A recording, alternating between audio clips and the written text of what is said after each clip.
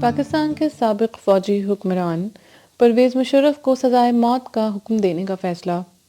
مبصرین کا خیال ہے کہ سپریم کورٹ کا یہ فیصلہ پاکستان کی تاریخ کا ایک اہم فیصلہ ہے اور پاکستان کی تاریخ میں پہلی مرتبہ آئین کی سنگین خلاف ورزیوں کے جرم میں کسی کو آئین کی روح کے مطابق سزاوار ٹھہرایا گیا ہے۔ پرویز مشرف کو آئین شکنی کے الزام میں یہ سزا سنائی گئی ہے۔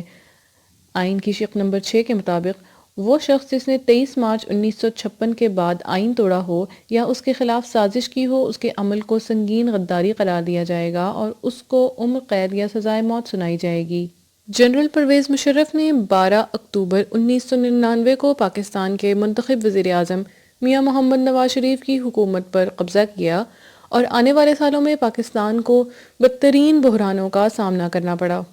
جنرل مشرف اپنے دور حکومت میں تضادات کا شکار رہے اور انہوں نے امریکہ اور نیٹو کی اتحادی فوجوں کو پاکستان میں فوجی اڈے بھی فراہم کیے اور ڈرون حملوں کی اجازت دی، جو لاکھوں معصوم پاکستانی شہریوں کی ہلاکت کا سبب ہے۔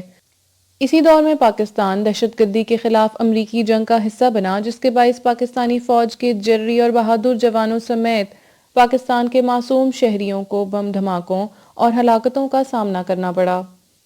جنرل مشرف نے اقتدار سنبھالتے ہی دعویٰ کیا کہ پاکستان کرپشن کا شکار ہے اور وہ بدعنوان سیاستدانوں کا احتساب کریں گے، مگر پاکستان کے تمام بدعنوان سیاستدانوں کے مقدمے انہوں نے ایک متنازع NRO کے ذریعے ختم کرنے کی غلط روایت کا آغاز کیا۔ پرویز مشرف کا دور حکومت اس وقت ختم ہوا جب انہوں نے پاکستانی عدلیہ کے فیصلوں پر براہ راست اثر انداز ہونے کی کوشش کی اور اس وقت کے چیف جسٹس کے اوپر ایسے الزامات عائد کیے جو بعد میں ثابت نہ ہو سکے۔ یاد رہے جنرل مشرف پر پاکستان کی سابق وزیر اعظم بے نظیر بھٹو اور بلوچ رہنما اکبر بگٹی کے قتل کے الزامات بھی عائد ہیں۔ اس بات سے قطع نظر کہ حکومت وقت پرویز مشرف کے خلاف سزا کے عدالتی فیصلے پر عمل درآمد کرانے میں کامیاب ہوتی ہے یا نہیں، یہ بات طے ہے کہ پرویز مشرف کا نام پاکستان کی تاریخ میں طالع آزما کے طور پر یاد رکھا جائے گا۔